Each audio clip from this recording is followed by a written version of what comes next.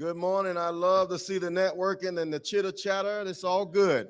Can we have everybody go ahead and start to fill in the room from the front, please?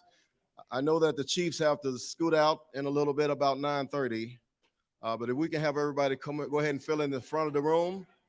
Come on up.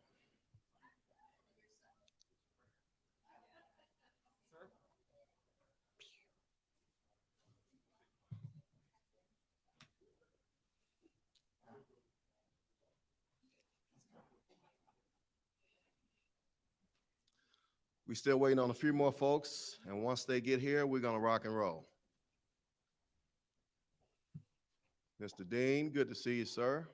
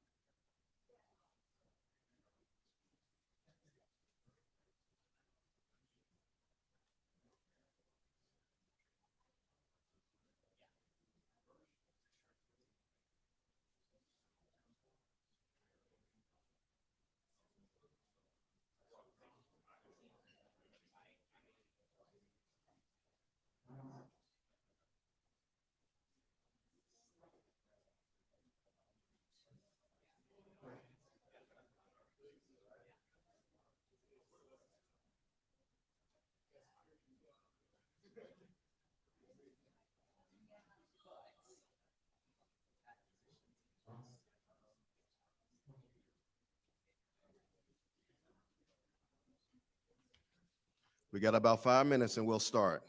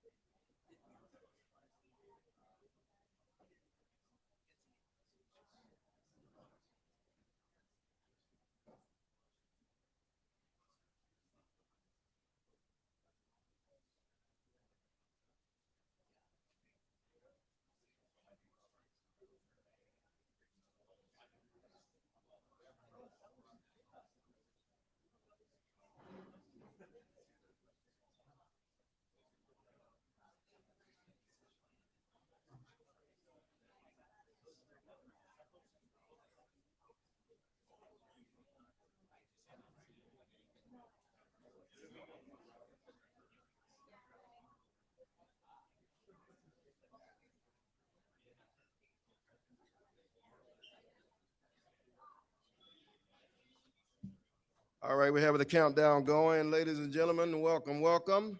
We will start in 50 plus seconds. Still waiting on Chairman Supervisors, Chairman Jack Sellers, Supervisor, Board of Supervisors to get here, but we'll fit them in when he gets here.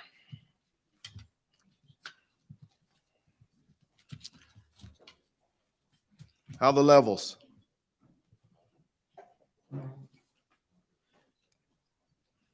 Everything good? All right.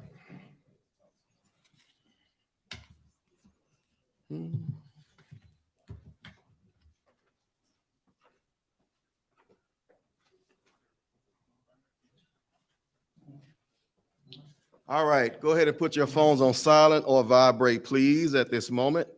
We'll start in 10, 9.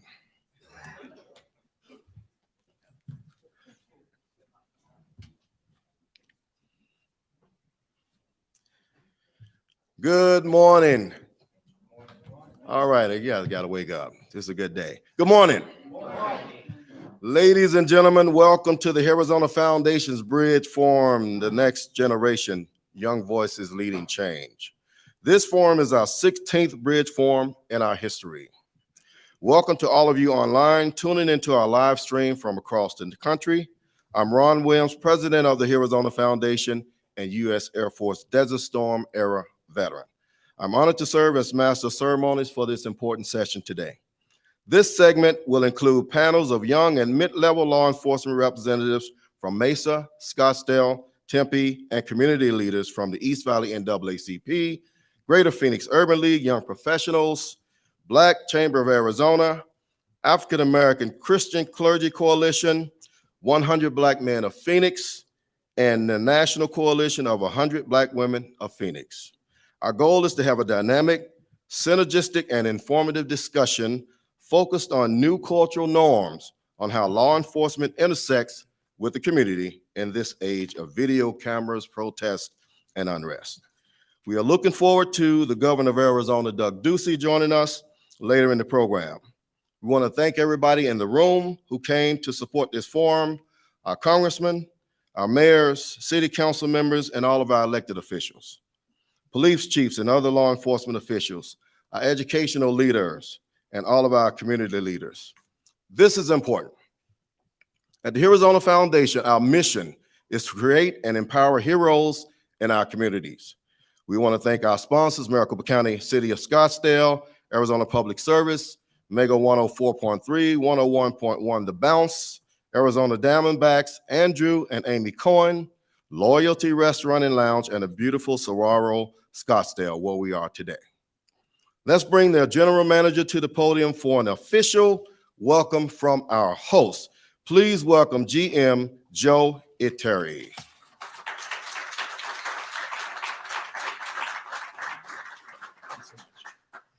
Good morning, everyone. Panel, welcome to the Saguaro Scottsdale. Again, my name is Joe Iteri. I'm the general manager here. On behalf of everyone who works here at the Saguaro, we're very proud to be hosting this. Very happy to have you all here. And we look forward to a successful event today in the next couple hours. If there's anything you need during your time here, please let us know. Let any of our team members know. But again, welcome to the Saguaro. Very happy to have you all. Thank you.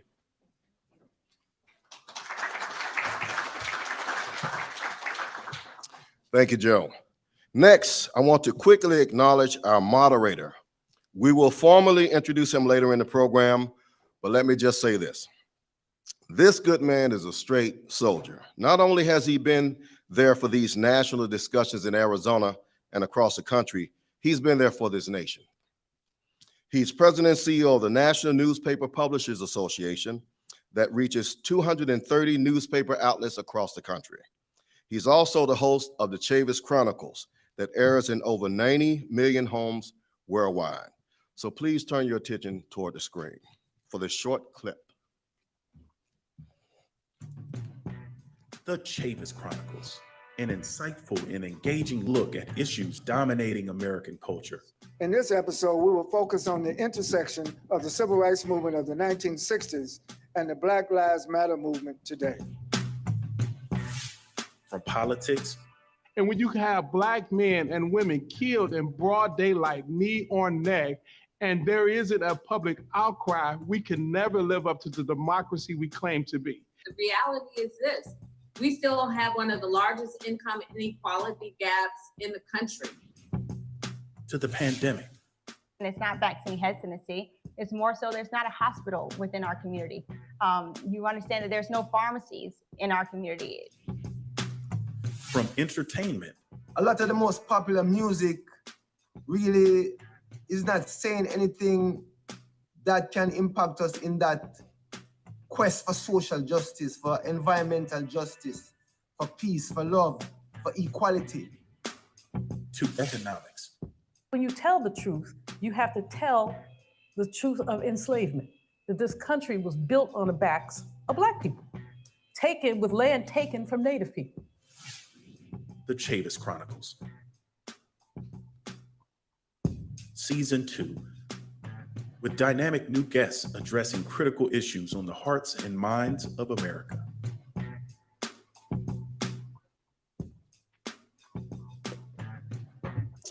Ladies and gentlemen, traveling during the pandemic, all of 2020 for our 2020 series, and all the way from Washington, D.C. to moderate today's Bridge Forum, let's please welcome back an award-winning journalist and national civil rights icon, Dr. Benjamin Chavis Jr. Let's give him a round of applause.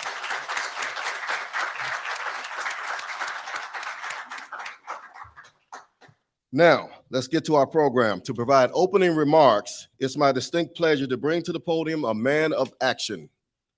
He's a humanitarian, he's a veteran. Alan A.P. Powell served in the United States Army during the Gulf War under Operation Desert Storm. He is chairman and CEO of AP and Associates and Strategic Partners.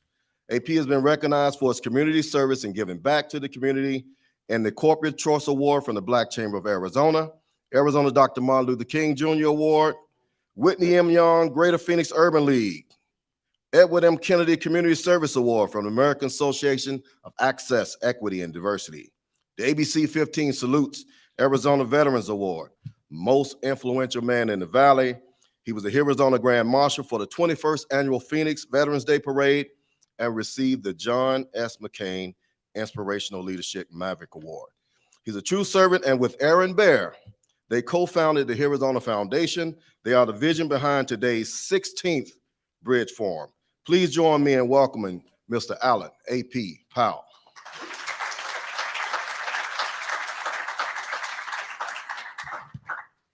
I just want to thank everybody for coming today. This is a much needed conversation. A lot of people here today have been talking to me over the last 10 years since we started these Bridge Forums. Today is Ron, we're at 17, Ron. 17. We've done, we're at 17, time is going fast. But I just want to say that this is really important because I know a lot of times things start going well, everybody gets comfortable again, then we have an outbreak, and it's just like a cycle. So one of the things I had talked to Chief Glover, I had talked to Chief Koss, and I talked to Chief of Scottsdale, and we all had a conversation about how could we move the needle and how could we have some influence with some of the young officers and some of the young people in the community. Because as I tease Chief all the time, I was telling Chief of Scottsdale that he is a politician. And I tell Chief Glover and Chief Koss, all of them, that they're, Chief Walter knows that too, but they're all politicians in my book because they're not on the front line. So it comes from the bottom for the guys that they have out on the front line that are working day and day and interacting with our young people. If you saw the last things that happened in Scottsdale, the demonstrations that went on, it's a new freedom fighter. No disrespect to Dr. Ben, he talks about it all the time. The new freedom fighter is anywhere from 15 to 30 years old. So if you saw the last protest, there were young people out leading the charge.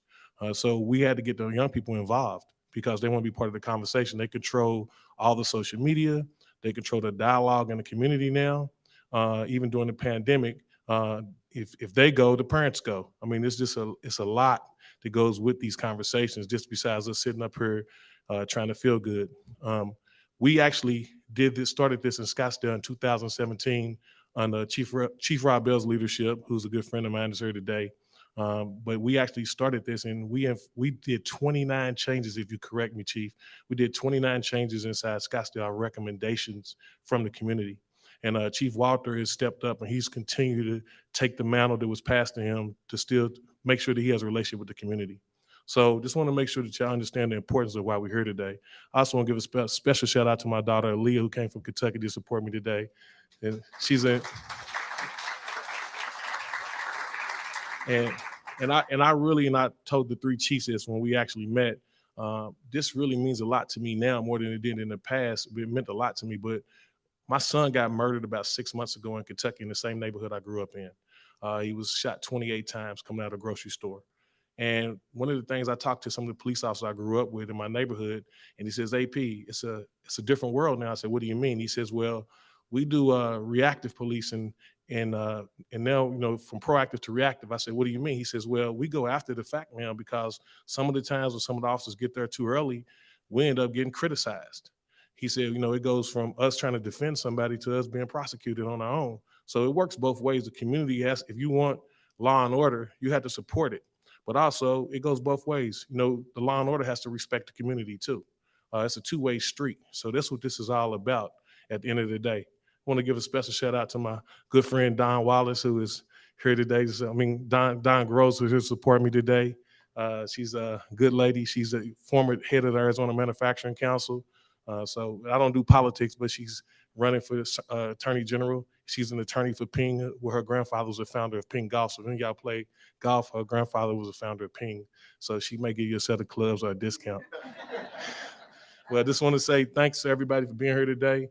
It means a lot to me for your participation. You'll hear a young man that I've kind of took under my wing, Javon Dewar, who owns a club over in Scottsdale, a restaurant called Loyalty. And he was just talking about, when I first met him, he was like, hey man, how's this work over here? So now he's built a relationship with law enforcement on making sure that he can run a substantial business without chaos. So it works both ways. He probably never thought, he's from Detroit, he probably never thought he would be talking to have a relationship with the police department. So it just shows you how times change. Well, God bless you, everybody here. Thanks, Miguel, for coming today on behalf of APS. God bless everybody for being here. God bless the United States of America.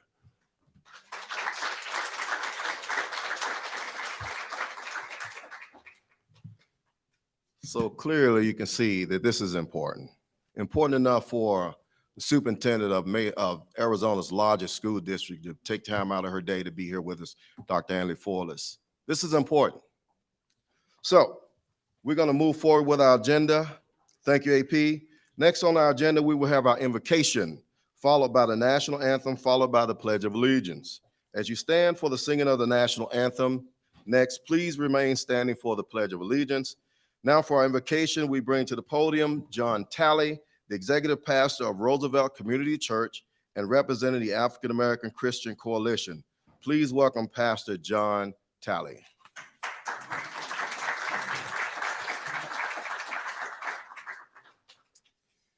All right. Well, I was glad when they said to me, let's go down to the Bridge Forum in Scottsdale, Arizona this morning. It is a joy and privilege and honor to be here. Thank you all for coming and sacrificing time and energy. I'm sure everybody's got a busy schedule nowadays. So thank you all for coming this morning. What I want to do is really just give our prayer that we're going to be for the Lord's help in this, as we will be talking about, indeed, a very important conversation this morning. So I want to go before us in prayer. Would you pray with me? Heavenly Father, we come before you, needing your love, needing your grace, needing your mercy.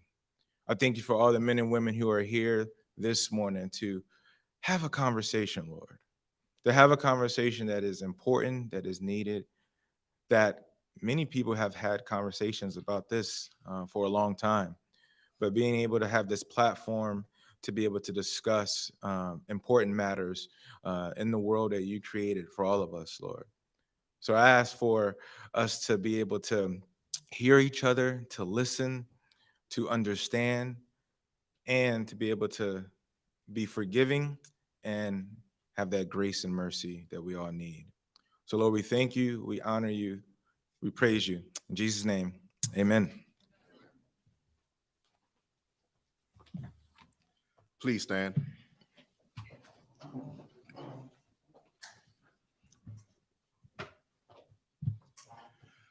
Oh, say, can you see by the dawn's early light what so proudly we held at the twilight's last gleaming, whose broad stripes and bright stars through the perilous fight o'er the ramparts we watched were so gallantly streaming, and the rockets' red glare, the bombs bursting in air, gave proof through the night that our flag was still there.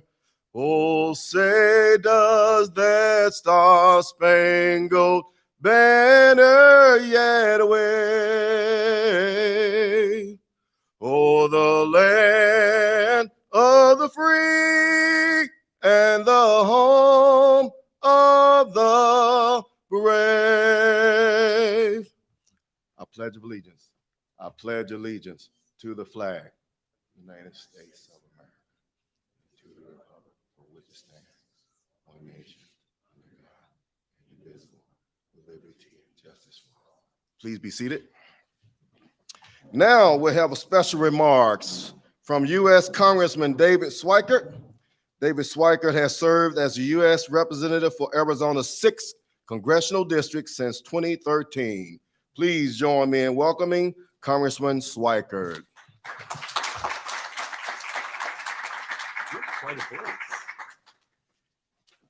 You know, you ever have one of those moments where you're walking towards the microphone and you're not sure you're the right person to be behind it? I want to do a couple things. First off, I live in a world of math. I do ways and means, joint economic. My world is the economics of what goes on around us. So forgive me if sometimes I see the world through a calculator, but the nice thing is the world of a calculator, I don't see your pigmentation. I don't see your history. I see, though, the data of who's suffering, who's succeeding, and maybe the opportunity. So first off, for my law enforcement folks who are under 35, can I see who? Okay. Yeah, I got you, didn't I? If I came to you tomorrow and said, in the next couple years, there's going to be a generation of weapons that are non-lethal. They don't take a life. And they're almost as good as that sidearm you're carrying. But it's your generation because you're used to walking around with a supercomputer in your pocket. You're used to these things. What happens if the younger folks, particularly in law enforcement, those of us who are techno-utopians but have gray hair, start to think about the world of how do we disrupt it? My personal biggest project for my office this year is, how many of you ever care about that thing they call about income inequality? You know, why do we go out to our tribal communities or some of our urban communities of color and we see this sort of economic disparity? What's the real reason? Do you know if I sat and told you that, you know, COVID has killed how many in communities of color and in my tribal communities? Is COVID racist? No, you got to take a step backwards and try to understand, why do we have so many communities that have such levels of diabetes, kidney failure, and then take a step backwards and say, maybe it's time for that revolution. If we're going to have a revolution in how we protect the community and protect yourselves, maybe with technology that's non-lethal, that you could choose to grab this side instead of the other side, and you know it's just as good. How about the money that those of us talk about from Washington, D.C. is about not maintaining misery, but ending it? And this is a different way for politicians, but communities, but particularly my reverends and others saying, I'm tired of people, you know, the politics of maintenance of just disparity, of maintenance of misery. The fact of the matter is we are on the cusp. You know we have the cure now for sickle cell anemia. We did it. It's here. How about the cure for diabetes? Now, type 2 is going to be complex, and you're going to, forgive my language, you're going to piss off a bunch of people when you come in and say, here's what we can do to get the pancreas to start working again. Here's what we can do to fix the autoimmune. But here's what we're going to have to do to talk about what we all eat and how we in the politics don't sometimes want to have an honest conversation with the farm lobby, with some of the food lobbies, all these other things. But the reality, we're here at a time where much of the misery that pulls us apart, that makes us different, we can end. And it turns out, from my view of the world, some of it is let's invest in the things that disrupt society and fix the things that eat at us. And for those of you who are on the younger side, you see the world differently. You are very comfortable with technology. For a lot of my brothers and sisters who are gray hairs, the technology scares the crap out of them. You can make the disruption happen. And next time you have a group of folks who are protesting, saying, okay, I get you protesting. I know you want to have one more conversation, but damn it, the conversation needs to end with what's the disruption? What's actually the fix? Do you remember a decade ago when there was just panic concept of body cameras? The national data actually says it has lowered complaints rather dramatically. Maybe it's time for the next levels of disruption for people like me to try to solve the health disparities that create the economic disparities that lead to the misery, to law enforcement reaching into the next generation of technology that actually may end so many of the heartbreaks. So thank you for letting me behind the microphone. Now I race for an airplane.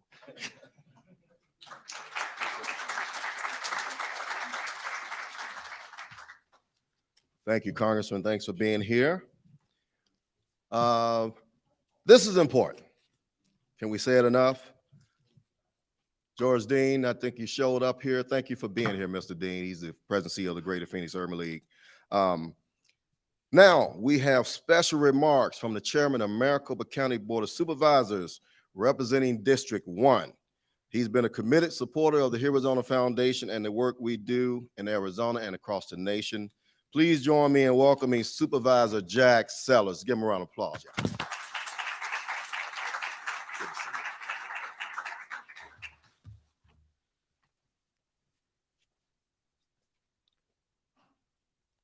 As soon as I get untangled. Good morning. Good morning. You know, first I want to thank Ron and AP for inviting me here today. I think I have perfect attendance since I first participated a couple of years ago, and I learned something new each time. The first Bridge Forum I attended, I was very impressed. I thought, excuse me, this is exactly the approach we need. Rather than each side of an issue finding fault with the other, they bring people together to share what they're dealing with, to help achieve better understanding and work towards finding real solutions.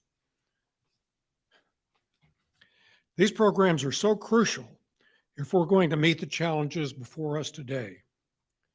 Having the opportunity to hear from our younger leaders gives me hope of not just finding a way to deal with today's problems, but laying out a path for the future.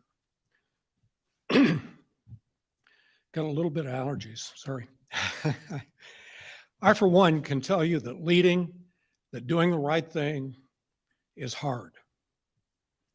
It can be very challenging to do the right thing in the face of enormous resistance, but it's also rewarding. To fight the good fight and come out on the other side with good public policy is a reward unto itself. We're making progress, but we have work left to do. So I don't want to take up a lot of time today because we need to hear from these panelists. So thank you very much for all you do, and for having me here today. Thank you.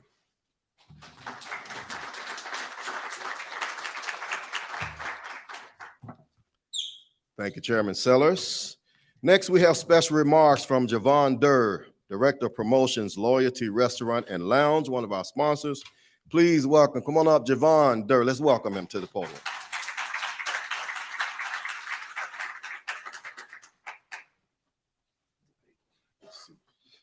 Good morning, everybody. I'd like to give a special thanks to AP for allowing me to speak and allowing you guys to hear me and understand.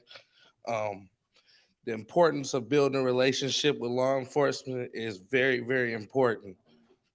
Throughout this opportunity, we've learned that it cannot be done one-sided, not either side. And working together has helped us to be successful, helped us to make better decisions in the community, and also helped us to make a better community. A lot of times we don't know that law enforcement is actually helpful as they are, but AP has created a situation to where I can take to my younger peers and say, hey, these guys are not our enemies. These people are here to help us. And it's been very, very helpful for us. And I just want to let them know that we appreciate you guys for the work that you are doing. And I'm going to do my best to help community and help the younger people understand that we are all in this together and we all have the same goal. And thank you.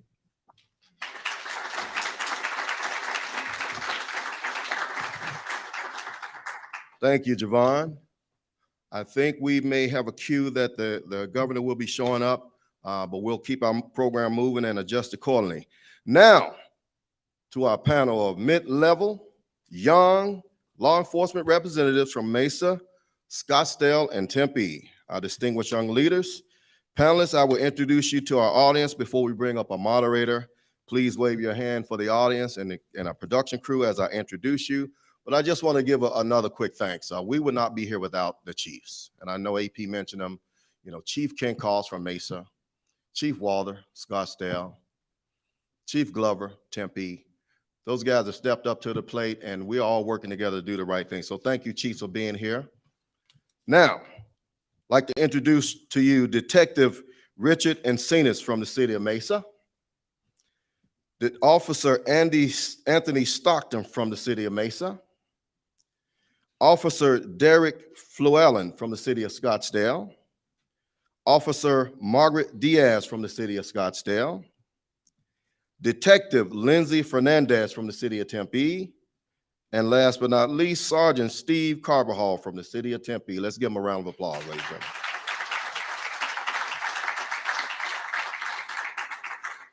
And now I get the distinct honor to introduce our moderator for today, Dr. Benjamin Chavis Jr.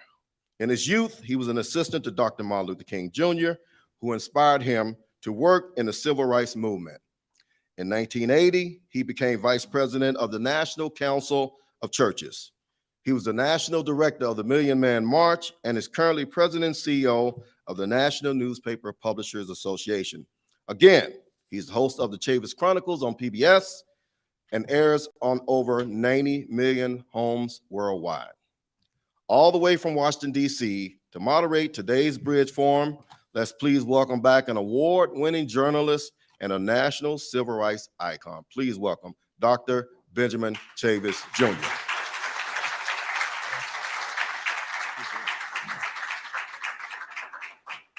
Good morning. This is another day that the Lord have made, and we celebrate the fact that we are together here in Arizona once again for another Bridge Forum.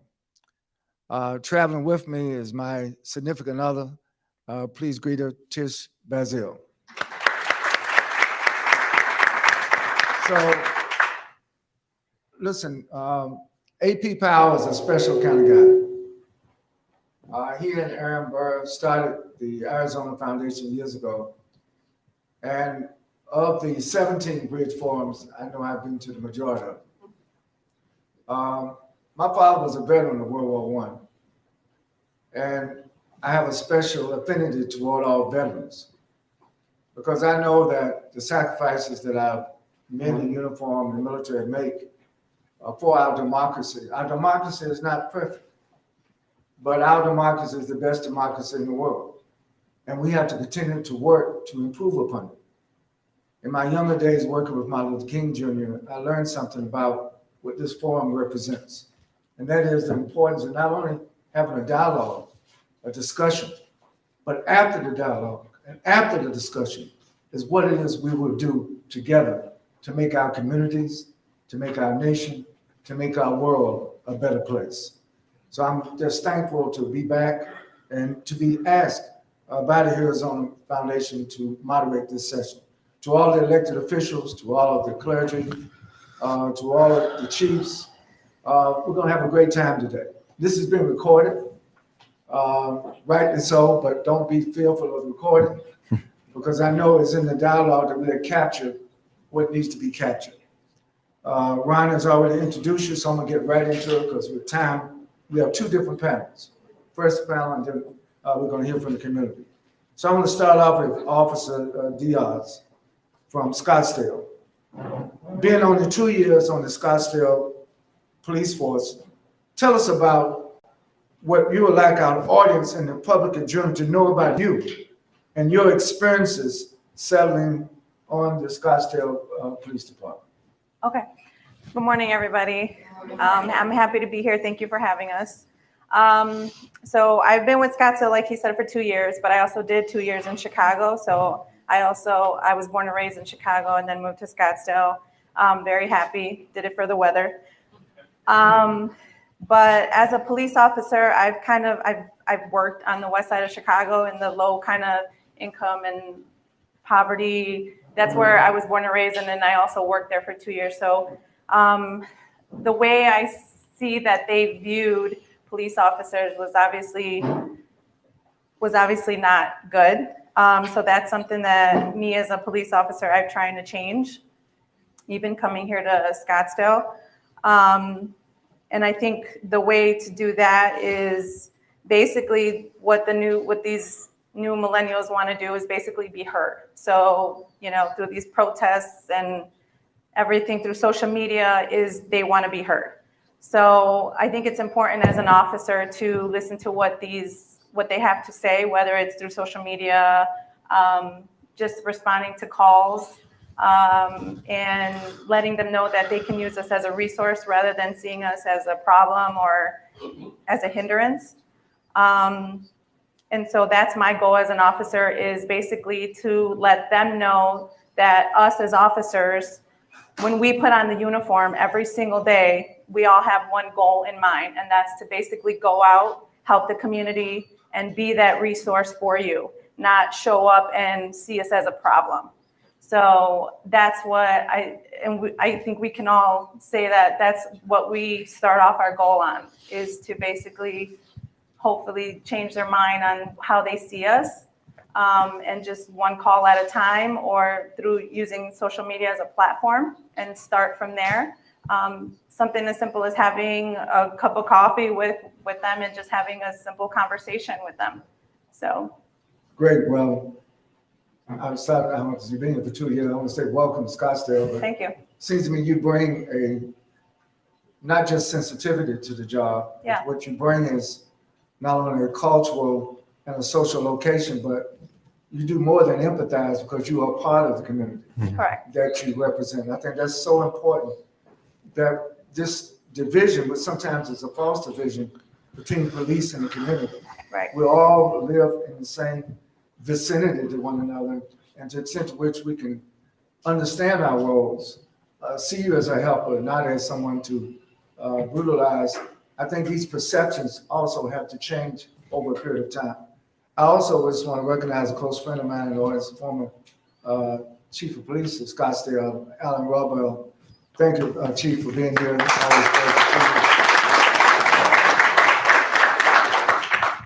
I want to stay in Scottsdale. I want to go to Officer Farrell. You work in the traffic division. We all know that a traffic stop can be sometimes a daily encounter, not only for the citizen you encounter, but also for you. Share with us how an encounter on the street during a traffic stop can either go a good stop or a bad stop. Sure. Explain what you do. Sure. I'm part of the traffic unit on the side of the motor unit currently, and every day is a new chance to talk to new people.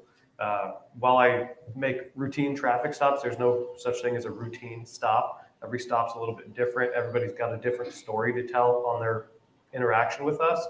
So when I make each stop, I talk to people as people first rather than a speeder or a violator. So I ask everybody how they're doing as soon as I walk up to the window. I think that takes people off guard a little bit, and oftentimes they kind of look back to, I'm good, how are you? So starting that conversation on a personal note and a personable note, I think is one way to open that that line of communication to people. So while I talk to them and explain maybe what the violation that I observed or what I saw that caused me to make that contact with them, I just talk to them. I open that door and I say, where are we going? Where are we coming from? Not only is that an investigative tool into further nefarious activity, if that's the case, but also a chance to let them talk. And maybe they're having a bad day, and maybe they're rushing to get to a doctor's appointment for their child or something. And those, not excusing the law, but that does give you a little bit more of an opportunity or a reason to be in a rush. So having that opportunity to let them be heard really opens that door. And sometimes a simple traffic stop for speed can turn into a very important conversation about why they're so nervous at a traffic stop. I have several people that as soon as they stop, they throw their hands out the window, and I want to put them in a relaxed state. I'm still worried about my safety, but if I can have that conversation and open that dialogue, maybe they can tell me why they saw or why they chose to put their hands out the window upon that stop. And then once they've come to relax a little bit, we can open that door even further and say, okay, well, what caused that issue in a previous stop or a previous interaction with law enforcement? And maybe they have a misunderstanding about how our interactions go. So I'm happy to open that door and open that line of communication to allow them to be heard, even on the most mundane of stops. And oftentimes I don't write a ticket, but it's more educational, and people appreciate that. And that goes a lot further than a citation. Sometimes, of course, a citation is needed, but that isn't the end all be all, and that's not the goal of every traffic stop, is to write a ticket. Thank you, officer. Now I'm going to turn to Sergeant Carpenter. Yes, sir.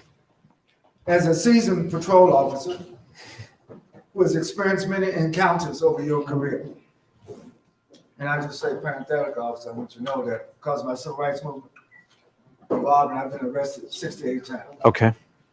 But I'm always, when I told AP when we started having these forums, I said it's better to be escorted by the police than chased by the police. You've experienced many things in your career. We know that over the last few years, a feeling more emboldened about information that may have been heard on social media about how to approach police officers. A lot of us as parents, grandparents, great-grandparents, we have to tell our young children when they leave, particularly if they're driving, what to expect and what not to expect if you have an encounter with the police. They've seen First Amendment auditors telling them that their rights, and some citizens are outright confident in calling you names, getting in your face. Tell us how some citizen encounter experiences may have changed a bit in this get on the video equipment environment. Well, thank you. First off, again, Sergeant Steve Carbajal, Tempe Police. I'll have 24 years in just about a month, so I have seen a lot. And like Officer Fluellon, I was a motorcycle officer and a motorcycle sergeant for about 15 years. So I've made thousands, tens of thousands, if not more, of contacts. And it has changed over time. But I think our approach as law enforcement has to change over time as well. In 24 years, tens of thousands of citizen contacts doing law enforcement work. And kind of just listening to the panel and wasn't exactly sure what I was going to say this morning. But what comes to my mind is, again, 24 years of service. Never shot my firearm, never deployed a taser, never struck anybody in the face, never had an impact push, never been really in a fight. And that comes to, in my opinion, treating people correctly from the very beginning of a contact. Respect, dignity. I tell everybody, you do me right, I'll do you right. Everybody will go home okay, and that's the way this contact's gonna go. So that's the thing that I'm most proud of. And as we evolve, and I was the media relations sergeant for many years as well, and when we communicate, especially those of us that get paid to talk for a living, we think that the person that talks first, the person that talks the smartest, the person that crafts the best message is the winner of the conversation. What I'm learning as I get older, not under 35 anymore, closer to 45, 46, is that it's not the person that speaks first that wins. It's the person that speaks last that wins. And it's the person that listens the most wins. And that's what I try to bring to the job every day. So yes, has the tactics of the people we deal with, has that changed? Yes. But it comes from wanting to be heard, and it comes from wanting to be understood. So when I can break that down and say, okay, I'm here. Listen, I'm here to listen. Tell me what you'd like to say in whatever format you want to tell me, because I've heard it all before. I think when you do that, you can break down that barrier and really communicate effectively and get whatever situation, whatever problem, get that resolved quickly and without conflict. And that's the goal. Very good. Thank you for sharing your experiences. Detective Fernandez, also from Tempe.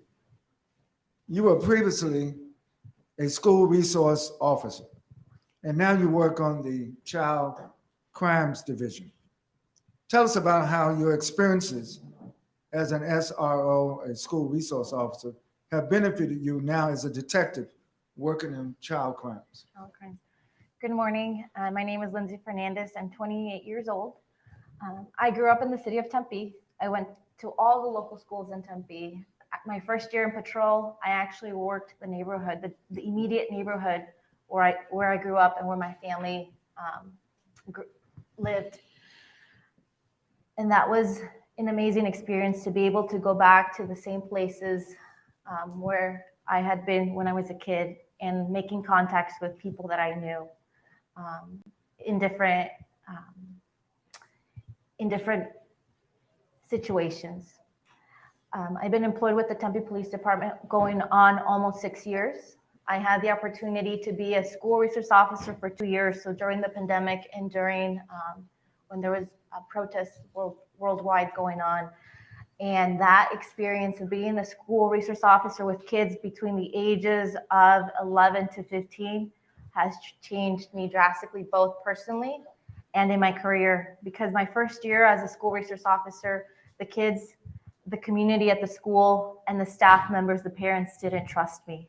I was the only Tempe police officer on campus. I was new. So it took time. It took time for me to realize that I needed to humble myself. And what I mean by that is I needed to share who I was. I needed to go into that school community to talk about my personal life and share how I grew up and share my story to the kids about the police academy.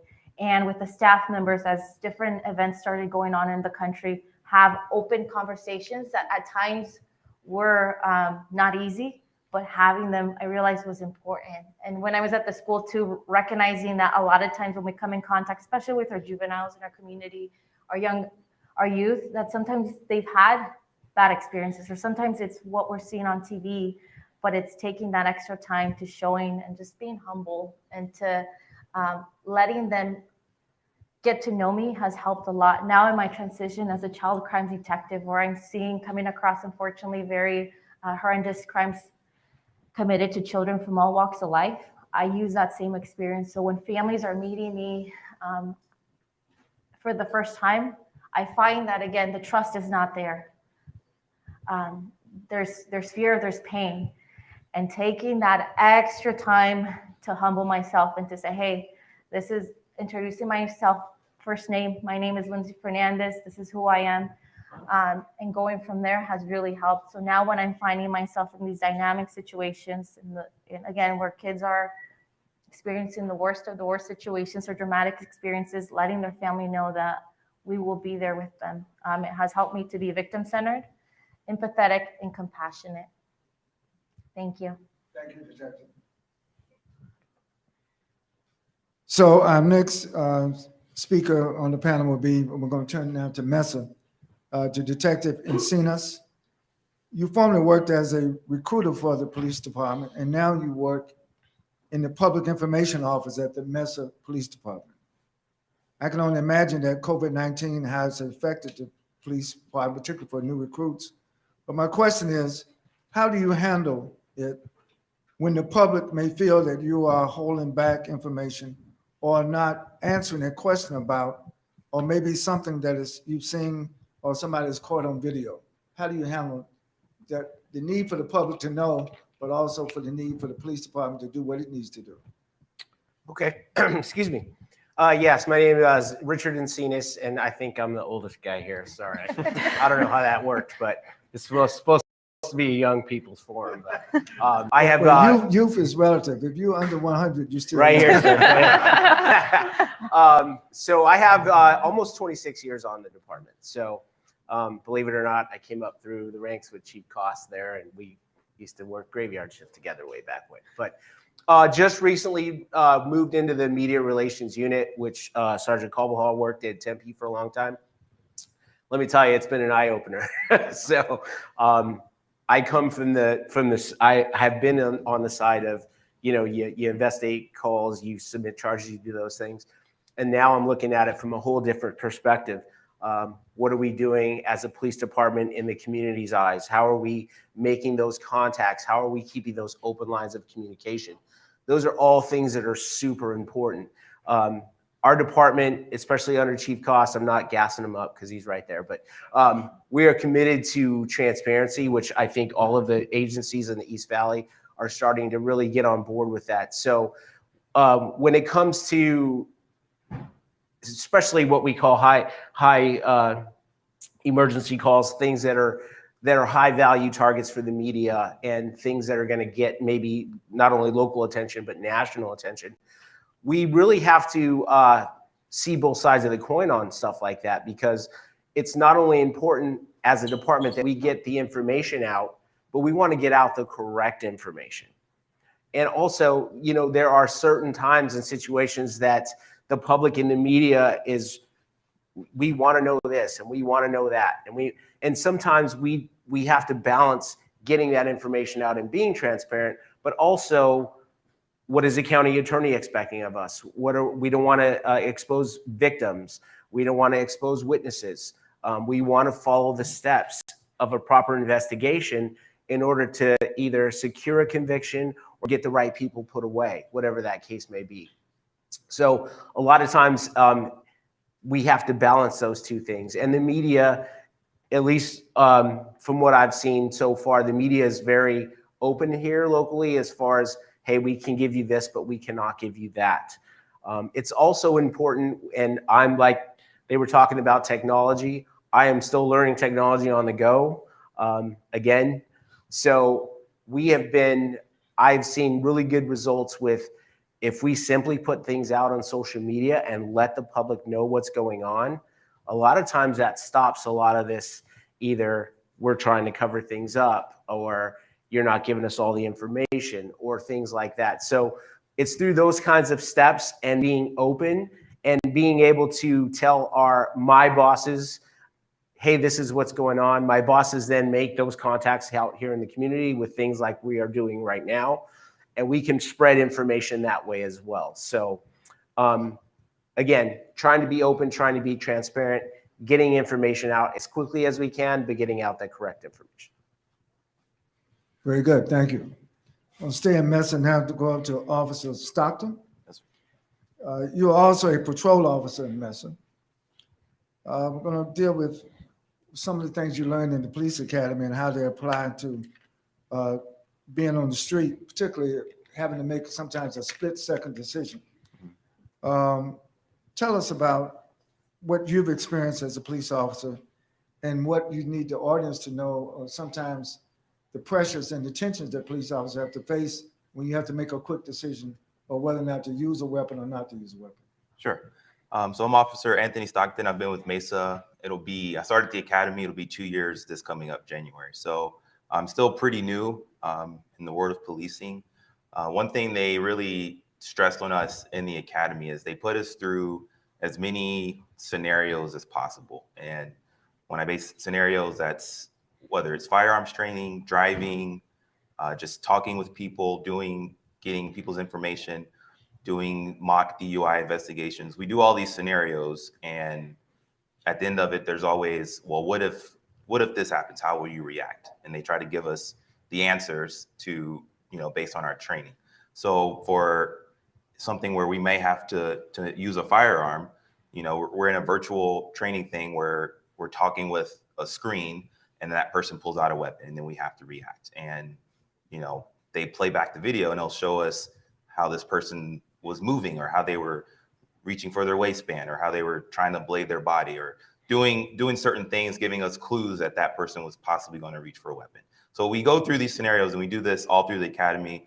We deal with it on field training when we're talking with people and we're seeing maybe some of these indicators. So if that situation happens in real life, we're going to go back to that training to say, hey, we're seeing these clues. This person did this, and this is how we're going to react just based on our training. But with that being said, it's, we don't really have to, we won't get in that many situations of using force if we're able to recognize the signs earlier based on our training, and then kind of mitigate it and de-escalate from there, which is another thing, our training does a good job is preparing us on, if you're seeing these signs, if someone's raising their voice and makes it seem like they're about to fight you, then take a step back, get another officer there, address it, and say, hey, you're raising your voice. I feel like you may, this may get out of hand. Let's try to calm this down, and just recognizing those signs so that we can prevent, a serious incident just from addressing it and just going back to our training and, trying to make sure everyone stays safe. Thank you, Officer. Sergeant Carbajo, how do you handle the issue of transparency when it comes to an officer witnessing police misconduct, but they decide not to report it? You say another officer witnessing it? Yes. Well, obviously, that's something that we wouldn't tolerate as a police department here. And I think, like Officer Encina said, I think here in the Valley, I think we're a little bit unique from other agencies around the country where we hold each other accountable. That's not a culture. We don't foster an environment where it's okay to do those things. And I think sometimes we're even a little bit harder on ourselves because we have a higher level that's expected of us. So if I were in a situation where I would observe that an officer, let's just say personally an officer uses that force, get that officer out of there, follow the protocol after that to report that, make sure that the supervisors are aware of it. But the transparency, has already been mentioned, is very, very important because as a police department, again, I've been in that media role for years where I've had the media come to me asking questions. What about this? What about that? And I worked actually very closely with Chief Glover at the time. He was the media sergeant right after me. And you can't have, as a police department, any sense of a cover up, any sense of we're trying to hide things. My suggestion, my advice, my counsel is always like, let's just get this out. Because like they say, the cover up is always worse than the crime. I think we're going to have officers, and we have had officers that have acted out, that have broken the law, that have used excessive force. And we immediately say, this is what happened at the appropriate time, I should say, once the investigation is complete, once we have information that it's confirmed, and we put that out to the public and let them know, this is what happened. The officer is going to be held accountable. And we want you to know that just as we're holding you accountable, we're holding ourselves accountable. Thank you. Let me go back to to Detective Fernandez. Let me ask you the importance of diversity in policing today, in community policing, in police departments, not just in Arizona, but across the United States. Can you talk about, from your firsthand experience, that diversity within the police force better equips and enables the police to have the right interface and interactions with the communities that they serve? So being, like I just shared, growing up in the community where and working where I grew up, as far as diversity, so being a female, Latina female that is about 5'2", Spanish is my first language. So I find that a lot of times in different situations, and not always, but sometimes when I come across a situation, maybe if it's a Spanish speaker or someone who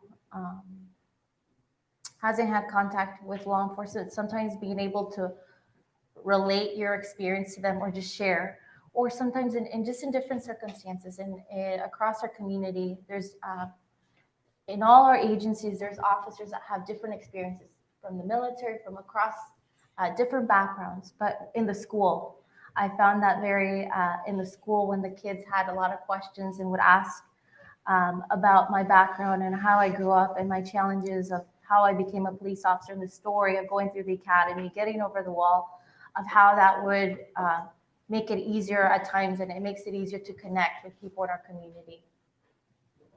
Very good. Ron has given me, how many more minutes do we have? 2. So let me just ask Officer Diaz a final question, then we'll like for all of you to thank the panel for their presentation. The future of community policing. How do you see the future here in Arizona of the importance of community policing? I think we're on a good path. It's going to take time, obviously. And even if we do like small steps at a time to even get there, that makes a difference. And like I said, just having conversations with the young millennials out there about what we do so that they understand what we do on a daily basis, whether it's through videos, TikTok videos, or just having a conversation with them, just so they know what we as officers go through on a day-to-day basis, and so that they understand what we also go through, just like what they want us to understand what they go through. And I think, as Detective Fernandez says, just I think them seeing how the police departments are now being diversified. You know, they see a Hispanic female as an officer, it kind of makes them feel more open to talking to us, kind of like, oh, you can relate to me, you know. So just kind of seeing that diversity within the departments, I think also kind of makes a difference. And so that kind of will slowly, hopefully, start breaking down barriers between the community and us officers. Me even being a female with other females, they might feel comfortable talking to me. That's another part of diversifying the police department as well. I speak Spanish as well, so sometimes they feel more comfortable talking to me in Spanish. So it's just little things like that, I think, that will lead us to the bigger change. And I think hopefully, I see we're on our way, but it might just take some time, but little by little, we'll break it down.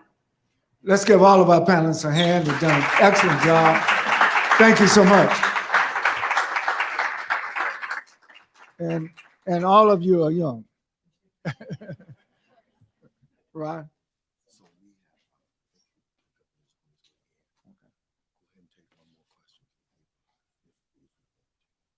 So we're waiting on, okay, we're waiting on the governor. He's coming in, so we have time for one more question.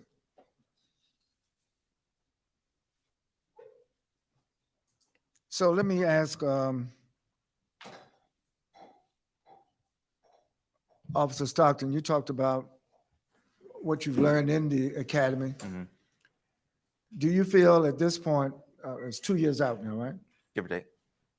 Do you feel like everything you got in the academy now has fully equipped you, or do you think there's a need for continuing training? I feel that the training we got was more than adequate. I feel, definitely equipped. There are certain things that the real world just you can't get out in a scenario. You just won't. It's just impossible. Your reaction, someone's behavior is just you can't mimic that. So certain things you just have to learn. One thing, kind of talking about just piggybacking on the split-second decision, is that when we're in a critical incident, we don't have the time to think about, oh, this might not look good, or I hope no one has their phone out, or I might get this made. This is a policy thing. Like we have to react based on what we think is going to be the best outcome, so that we can go home and to stop, if it's a threat or something of that nature. And those types of things you can't get in just training. So you rely on your training to hopefully you make the right decision, but at the end of the day, it's going to be based on that real life, in the moment, what happens. So very good. Thank you again. Let's give our moderator a big round of applause.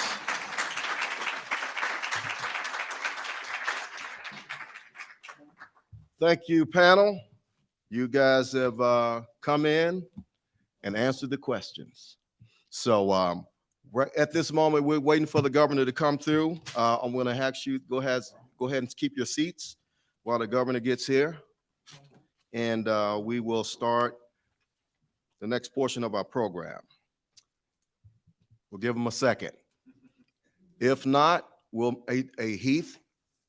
You have the name tags for the next panel? Let's go ahead and switch to panel. Thank you all.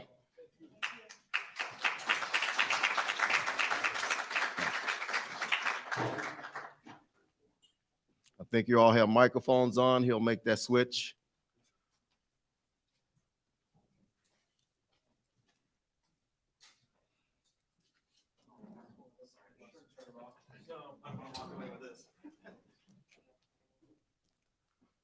Community panelists, come on up. Let's get you microphoned up.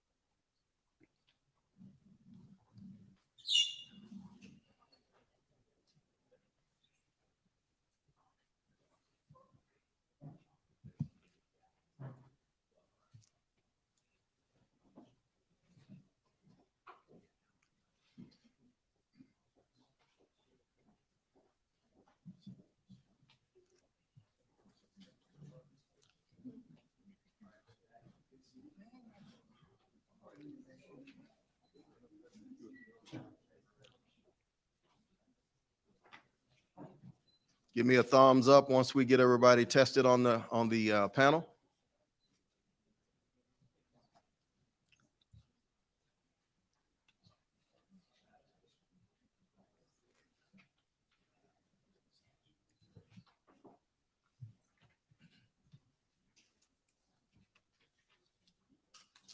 All right, while we're waiting for the governor, I'm going to go ahead and introduce our community panel real quick.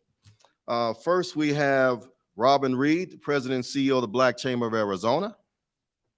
We have Donna Williams, President of the National Coalition of 100 Black Women of Phoenix.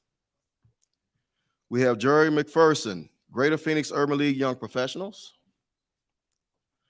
Kiana Sears, President of the East Valley NAACP branch, and also Mesa Public School Board member. Next, we have Rabani Frequan, 100 Black Men of Phoenix, and Mr. John Talley, representing the African American Christian Clergy Coalition. Let's welcome them.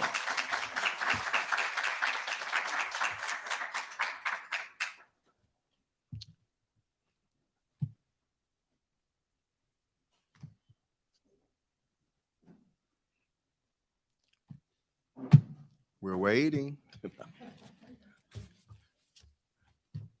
We're just waiting on the governor real quick.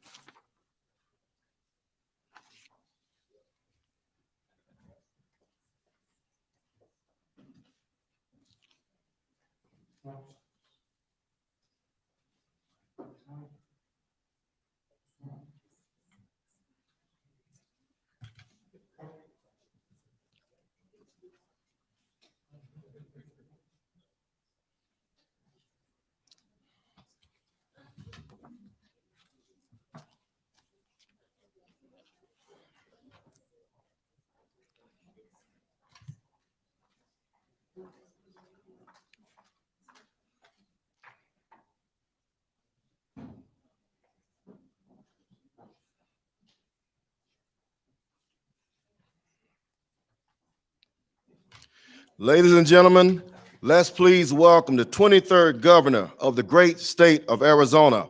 Please join me in welcoming the Honorable Governor Doug Ducey.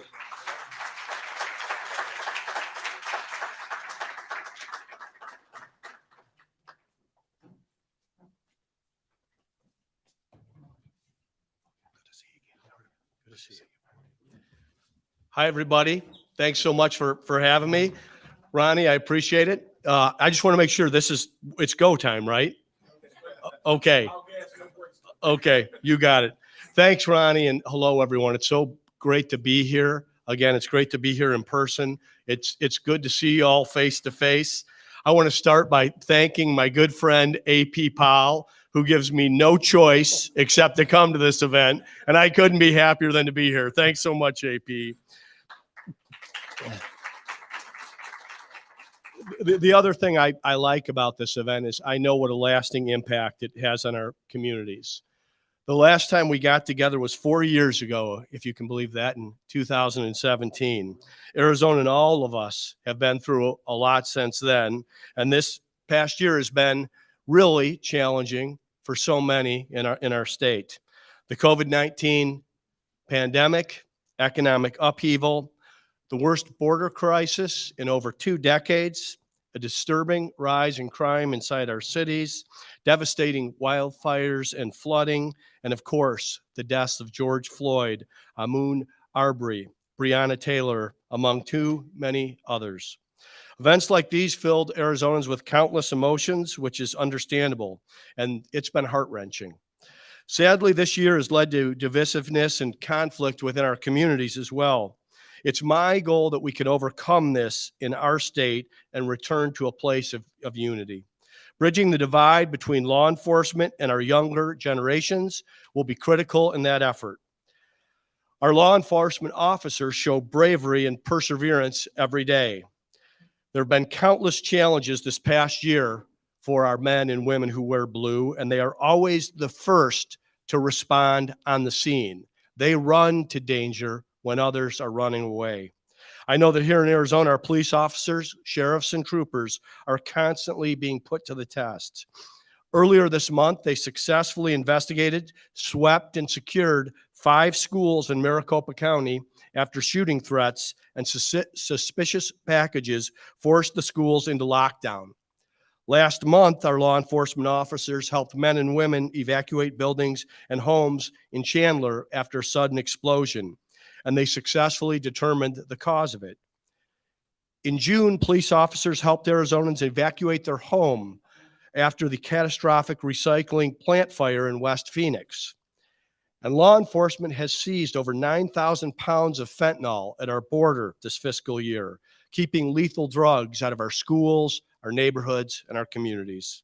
Our law enforcement officers are true heroes, and we are going to be grateful for all that they do to protect us. And with that being said, there is always room for improvement. Whether you're a businessman, an innovator, an entrepreneur, an elected official, a teacher or an athlete, an artist or a police officer, there are always ways to get better. After the numerous heartbreaking deaths of men and women during interactions with the police last year and years prior, we should be doing all we can to improve law enforcement practices and while supporting this profession. This is why in this year's budget, we included an investment to equip all of our state troopers with body cameras. I'm hopeful that these cameras will protect our good cops and make sure that the bad actors are held accountable. We can also build our community stronger by making meaningful reforms to our criminal justice system. And this year, we took action to do exactly that. In March, I signed a bill that will ensure first-time offenders don't receive sentences that are unreasonably high. That same month, I signed a bill that ensures state agencies cannot deny an occupational license to a qualified applicant who's been convicted of a drug offense. We believe in second chances, and our policies will support that. I'm hopeful that these efforts will help build more trust in our legal system. And there are ways that we can improve law enforcement and develop trust within our communities. And then there are some ideas that are never going to fly, like defunding the police. Let me say candidly, defunding the police is a dumb idea. If you were building a state budget or a city budget from scratch, the first line item of investment you would have would be for public safety and for our police officers. So this dumb idea will never happen in Arizona. Defunding the police will only make it harder for our brave men and women in uniform to do their job, and it will do nothing to make our communities safer. If anything, we are going to defend our police, and we are going to invest in our police and to make sure that they have the training and the resources needed and necessary to protect our communities. We'll continue to give our law enforcement officers the tools that they need to protect the communities that they serve and to protect themselves. And we will continue to make smart and impactful changes to policing policy and our criminal justice system. I want to thank all of the law enforcement officers for their dedication to protecting Arizonans. You do a great job in our state, and I'm proud of the work that you do. I also want to thank all of the other individuals here today for creating these conversations and helping us work towards a more peaceful and unified society. I want to recognize the leaders here today who helped build up our communities. Representative David Schweikert, Maricopa County Supervisor Jack Sellers, Ronnie Williams, President and CEO of the Arizona Foundation, and the entire team at Arizona. And Dr. Benjamin Chavis Jr., President and CEO of the National Newspaper Publishers Association. Thank you all for your hard work and support. Now, I often say that Arizona is open for business and we're open for opportunity, but I know there's many places in the country where police officers don't feel protected, they don't feel welcomed, and they don't feel supported by their leadership in their city, their state, or the community. They are welcome in Arizona. We're a growing state. We have needs. We will be investing in our police officers. We will be hiring and recruiting police officers. Feel free to come to our state. And with that, we know that the journey continues. The mission is not completed. There's more work to do, and let's address it for what it is. It's real work. It's building relationships. It's breaking bread. It's having these tough conversations to bridge this divide that has somehow happened between law enforcement and the people they serve.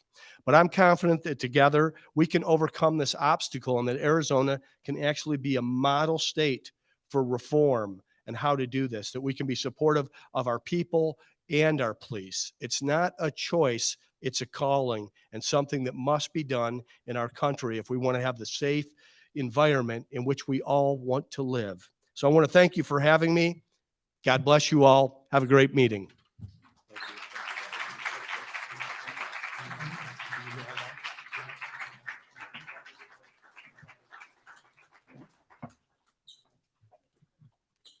Thank you, Governor Doug Ducey. Thank you for taking the time to be here for this important discussion.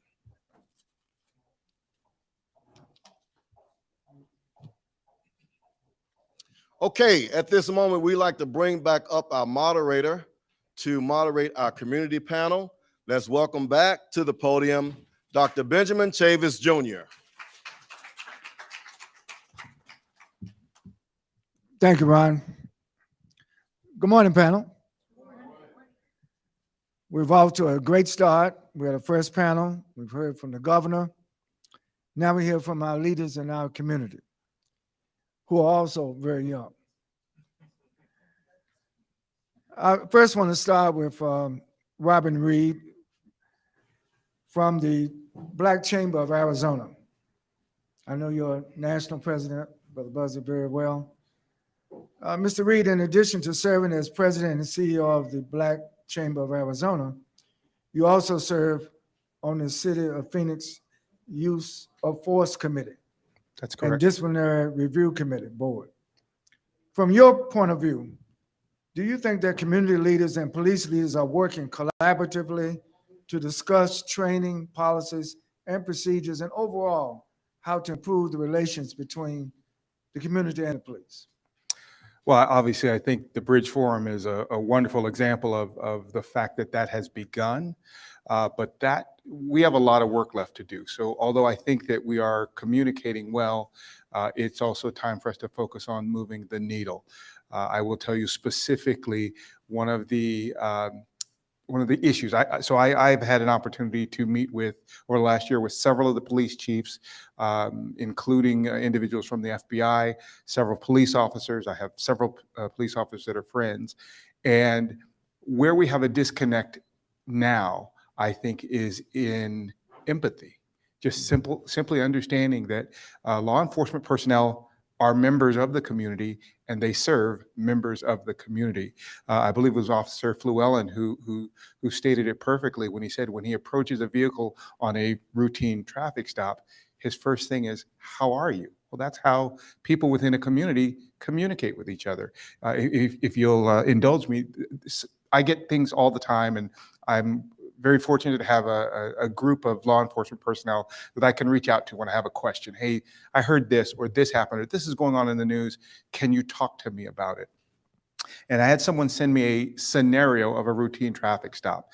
In this traffic stop, and again, race, gender, irrelevant to the story. But in this traffic stop, the officer approached the vehicle with his hand on his weapon, on his weapon. And the driver of the vehicle asked 6 separate times. Again, this is a scenario that was sent to me. Asked 6 separate times, why did you pull me over? And the officer did not respond to the question. So I called my friend because I had an initial reaction to that, just a normal human reaction. And it was explained to me, well, that part of that is our training, because so many different things can happen. And as far as not answering the question, because we don't want to get into conflict and dialogue. And I said, okay, but now so I understand it from the law enforcement standpoint. I understand how you were trained. I understand where this may be important, but can we turn it around for a second? Now you're that person in the car. You asked a question. It's a basic question. And the person isn't answering. It's because they're trying to control the situation. Well, in a traffic stop, we don't want to be controlled. We want to be informed. If we're going to be cited, we want to be cited and we want to be left to go on our way, but we don't want to be controlled. But I asked him this question. Particularly here in Arizona, we are an open carry state, which means that assuming you meet all the qualifications, citizens here can carry a weapon on their hip without any repercussions. I said, if you were in a grocery store as a police officer and a citizen that you don't know starts walking towards you, but again, in a non-threatening manner, smile on their face, and puts their hand on their weapon, what is your first reaction? His comment was, I think something's about to jump off and I'm going to be prepared for it.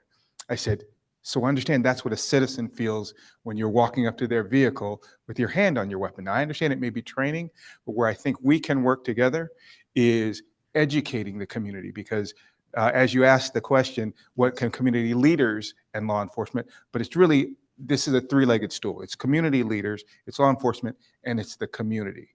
Officers are not always wrong. Citizens are not always wrong. Community leaders are not always right. I know that for a fact. But I think we have to really think about how can we impart information to the community in a way, because if that is proper police training, then I think we just need to educate the community, because I understand it is for the safety of the officers, and that is paramount. I come from my best friend was an officer for 24 years, my sister, 37 years in law enforcement, including the FBI. So yes, I do think that officers are supposed to be able to do their job as safely as possible. But how do we impart that information to our community so that you understand, hey, when you get pulled over, it really is helpful if you roll down all your windows. It just gives a little bit of extra relief to that officer to know that they can see inside the vehicle. Doesn't mean you did anything wrong. You're just giving them that ability to relax, again, the way Officer Llewellyn said that when you say hello, how are you? You disarm them a little bit, and there's that moment of relaxation that can control the trajectory of the rest of the interaction. So I do think that we're getting there, but we do have a ways to go. Thank you, Brother Reed. Let's go now to Donna Williams, the National Coalition of 100 Black Women of Phoenix. Sister Williams, if you were at the table with younger and mid-level officers and detectives, give me a question or two about what you would like to ask and what you would like to know from them. In other words, how important to you, from your perspective, is the issue of community policing, from your opinion?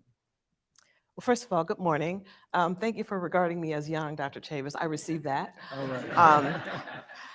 I actually, as a proponent of someone who thinks that community policing is actually the gold standard of policing, I heard snippets of that this morning, so that was warming. But I do think that it is a partnership ultimately. And community policing not only keeps officers safer on the streets, it also keeps community members safe. But at the core of community policing is trust, right? Mutual trust. And that takes time to build and a split second to lose, right? So it starts with transparency and accountability. And I think that we can all agree that citizens want to know more and they want to see more from their police officers. I think when as Robin said, when there's this fear of being pulled over by a police officer, someone who has taken an oath to protect and serve, there's something wrong. There's a disconnect there with roles. And I think the community wants to see police officers as guardians and not as warriors. And so how do we get there? We start by understanding that a community is made up of various components. So like the community organizations that are represented here, like the faith-based groups, like community organizations, like schools. These are all larger components of the community that need to be involved and engaged. Citizens do want to say in terms of how they want to be policed as a community. And so creating forums like this, like the Bridge Forum, where we can have a conversation, where we can connect, where we seem to be on different paths, and where the community can express themselves in a way that is received by officers and vice versa. We have a lot to know and learn about what it is to be a police officer. And the more that we can have that conversation and open that dialogue, the greater understanding will come from that, and then trust will build from that relationship and those opportunities. Very good, thank you. I'm a life member of the NAACP. Been in the NAACP since I was 12 years old. So Kiana Sears from the East Valley branch of the NAACP, what do you think and what do you see as driving police forces? And what are your concerns about the perception of the growing divide between police and community rather than bridging that divide? Especially being here at the Bridge Forum, when I've listened this morning, and one thing that I want to bring to the forefront is we talk about listening to the young people. And it's important to me that we hear with empathy and we understand and hear what they're actually saying in the streets. When people, as the governor brought forward, defund the police, part of that cry out is allocating resources in a way that keeps us all safe and in a better way. As we, as diplomats, politicians, talk about the mental health crisis and what's needed, they're saying we need social workers in those spaces rather than guns and looking at the tragedy that happens when many are murdered. Or we look and say, well, this person actually called the police for help and now they're dead because those resources weren't in the spaces that the community is asking for. And when we look at young people, sometimes it's interpreting. And the thing that I spend my life doing is looking at policy. I say to the young police officers is knowing your policies. Yes, you go through training, but no one's sitting down every day looking at policy. Policy isn't sexy to everyone, but young people who are on the street definitely don't know the policy because they haven't been in the academy or anything that makes you aware of how policy works. So when people are marching in the street, one of the things that we want as policies into informed policy in a way. And then it goes to the last part that we're talking about, those relationships. When the police officers hear the community, they can relate it to policy, but also talk to community members about how do we sit down together and create an informed policy. And that is why the relationship is so important. And the last thing, representation and recruitment is vital and critical, but once that representation happens, having a Black woman on the force, having a Latino woman on the force, because I'm always going to be biased and pro-women everything, you have to understand that it has to be more than that representation. That representation needs to then be able to look at the policy and connect with community to help and advocate. That advocacy happens, it matters, we hear it, but the policies need to be informed by that. So I think the biggest challenge is helping all members understand that if we're going to make drastic change, as they talked about the 29 changes within the Scottsdale Police Department, that was informing policy. So we can hear, we can listen, we can talk. When you talk about those actions, it has to happen in the black and white. So that's the thing that I say. Yes, we hired people, we're doing recruiting, but once you're at the table, do you have someone who's a champion to take the time with you to help you understand the policy, to inform the policies? If you don't understand them, you can't inform them. So that's what I think is the big divide. We hear the noise, we hear the chatter, but the coming together, it all has to come down to the black and white. And that's where trust and patience need to happen in our communities. Right. Yeah, I said before, thank you, that, this has been recorded and we have the media here too. I represent the Black press. And one of my things about the media is that sometimes people believe that controversy equals to the metrics, equals to the numbers. We live in a society where numbers are important. Sometimes when we talk about police community relations, or even as the governor said that he believes that the whole term defund the police is dumb, I would agree that it is dumb, but I would also say that racism is dumb. I would also say that racial injustice is dumb, racial discrimination is dumb. Treating somebody differently because of the color of their skin or their ethnicity or their language, that is also dumb. So we don't need dumb actions or dumb policies, so we can take that off the table. But what we are here to discover among ourselves is how can we work together, knowing what we know from the community and what from the police, how can we work together to improve the quality of life of everybody? And I think that I should have said this in front of the governor. I'm from DC, but every time I come to Arizona, this is one state. I don't see this as a red state or a blue state or a purple state. I see it as a great state. Arizona represents the future to me because of its diversity and because of what you have to work together here. And I think that some of the times when things are deadlocked in Washington, D.C., it's in places like Phoenix or in Tucson or in other parts of Arizona where you can figure out these public policy questions and then send it to Washington. Because we're sometimes, speaking for African-American communities, we sometimes get the negative impact and the negative effect when policies fail, when these tendencies that we say are dumb are still prevalent. We may not like them, but the fact of the matter is, while our demographics are changing, the browning of America is changing, should be celebrated. It has caused a lot of fear in a lot of other people. So people act out of their fears, act out of their prejudice. And that's why this panel is so important. I would like to go now to Mr. McPherson, Jerry, from the Greater Phoenix Urban League Young Professionals. As a community leader, considering the expectations of those you serve, what do you think they want and expect from law enforcement officers serving the community? What can community members do to foster better relations with the police?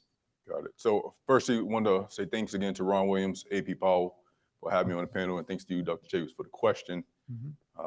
So I am the immediate past president of a Greater Phoenix Urban League Young Professionals and currently serve as Director of Economic Empowerment. And both of these roles, I regularly interact with community members. whether it's my peers, community members, or college students that I mentor, the one thing that overrides, and that is an expectation of accountability. When things go awry, we tend to say there's a suggestion or a solution of more training, more money, more equipment, when I think the answer is staring us right in the face, and it's accountability. I don't think there's any one thing that any of us can do to influence someone's judgment and decision-making other than knowing that there's repercussions for their decisions and the action that they take. By and large, if accountability isn't leading, when we talk about the solutions, then more training, more money, more equipment, none of that is going to exact the sort of change that we all expecting from our police officers that are paid to serve and protect us. The other thing that I think our community members expect is a bit of advocacy. And it doesn't have to be public, but there are things that happen that are egregious actions, egregious crimes that if you are part of the harmed population, you want to see someone say something on your behalf. You want to see someone speak up and say, I hear you, I feel your pain, it wasn't right what happened. We want to hear those words publicly.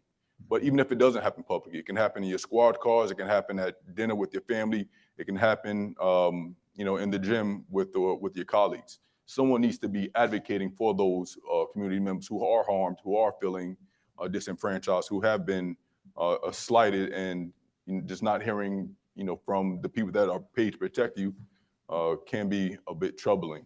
And the second part of your question was, what can the community do? Yes. I will say that, to be clear, I don't think the onus is on the community to fix the relationship. The community isn't paid, the community doesn't have access to the training, the community doesn't have a union supporting them.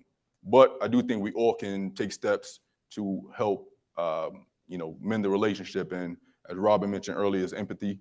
I recognize that job is not easy. There are human beings wearing a uniform. In many communities, before you even show up and open your mouth, they may hate you. I can only imagine what that, will have on your emotions and your interactions. But the thing that I think community members can do is have a little bit of empathy, knowing that the job isn't easy. There are a lot of bullets on someone's hip, and they may have this idea, police officers that is, may have this idea that their life is under threat. And I think we all could just take a moment to recognize what we would do in that situation and how we would want to, how we may respond, and just hope that, we kind of treat that person with that level of care and empathy in that interaction that we may have with a sworn officer. Very good, thank you. Brother Fuquan, 100 Black men in Phoenix, we all know how important diversity is, but specifically, from your perspective, how do we get people of color to join the police department, to trust the police officers? Thank you. I actually want to touch upon something that my fellow panelist, Kiana, said earlier, is representation. We definitely need more people of color within the police force that look like them, that come from the areas that they came from. I think it was on the previous panel with Detective Fernandez. She grew up in the city of Tempe. She went to school in the city of Tempe, and then she turned around and she worked as a police officer in the city of Tempe. So she has, people can understand her, people can relate to her, and it's very easy for them to accept her because she's from their community, she looks like them, and she may speak like them too as well. So that's one of the easiest way I feel that we can increase this within our community, is having more representation of people of color within the police force.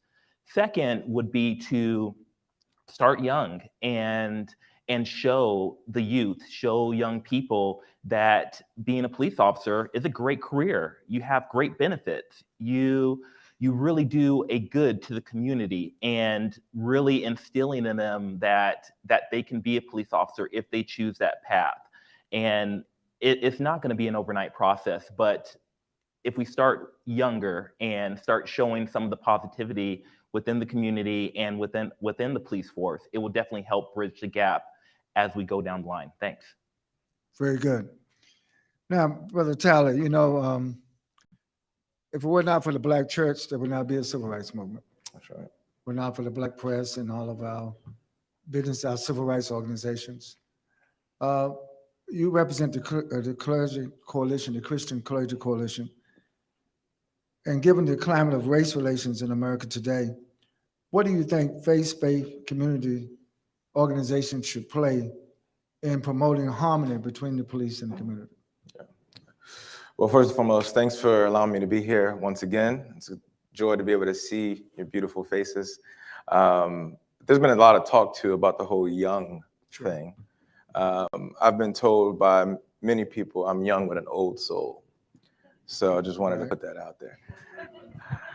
So, so a couple different things regarding this question. I think, first and foremost, I think that we have to back up a little bit. And what I mean by that is, obviously, the Bible talks about how we should live with peace, with men and women, that love, that harmony, all of that, the unity that we should have. And I totally agree with that.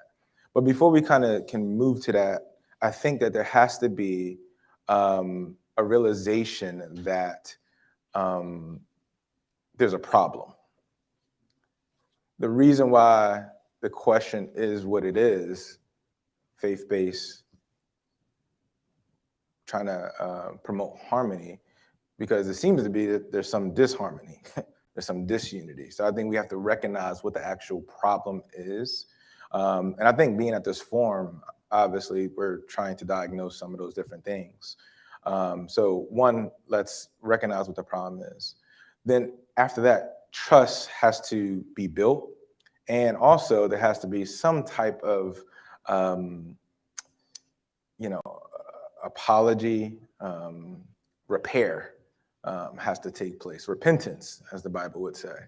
So those are just some things at the onset, I think, that has to be said, because we can't move forward unless we understand the historical issues that have taken place between police officers and, certain communities of color, from Rodney King to George Floyd now, and the whole nine, right? So we have to recognize and deal with our past, as difficult, as painful as that may be, but we have to kind of deal with that. With that said, for the faith community, and there are a lot of race relations in this climate currently, I do think that we have to lock arms with the police. Now, there's a two-way street to this, though. I don't think that it's merely just a faith base that we have to ultimately only do it. It's a two-way street. And I think that as a start, I believe one of the other panelists said before we came up that, having coffee with one another and building that relationship and all that type of stuff. Another thing too, I think, to start this too, is I know different police officers, you have paperwork and a lot of stuff that you guys and ladies have to do. But maybe, for churches, maybe that the parking lot of a church being a home base where you can be able to do that. Instead of going to Starbucks, no shade to Starbucks, but instead of going to Starbucks parking lot, maybe these community centers and churches, maybe that could be a place where you can do your paperwork and stuff like that. And you're in the community and you're getting to know the pastors and things of that nature, and the people in the community when they see you and stuff like that. And so you're disarmed and it's not a threat or anything like that. That could be one possible solution to try to bridge the harmony. But again, we have to also deal and reckon with the past first, though. Thank you. Currently today, where I live in Washington, the George Floyd Policing Act is stalled. It passed the House, but it's stalled in the Senate. So I'm going to go back to Brother Reed, and I'm going to ask each of you the last question. Of all of what has been discussed on this panel and in the previous panel, and listen from the governor today, what is the single most one thing that you would recommend to improve police relations and community relations here in Arizona? Brother Reed. Mindset. Even as I've listened to my fellow panelists, I've heard terms like fix and repair. But that brings up the knee-jerk reaction of, but I didn't break it. Why am I paying to fix what I didn't break? I think a shift in mindset. I think we should look at investing in the outcome that we want. Let's invest in the relationship we all want, whether you're a citizen, whether you're a police officer, whether you're a community leader. I think if we invest in building something new that we can all benefit from and take ownership of, that's going to get us on a much better track than getting stuck in this discussion over fixing something that's broken so that all we end up with is a repaired item that may not be good. It wasn't good in the first place, and now it's not better because it used to be broken. So I think the one thing we can really do is focus on mindset, because that's something everyone can do. All right. Law enforcement, community, and community leaders. Very good. Thank you. Sister Williams?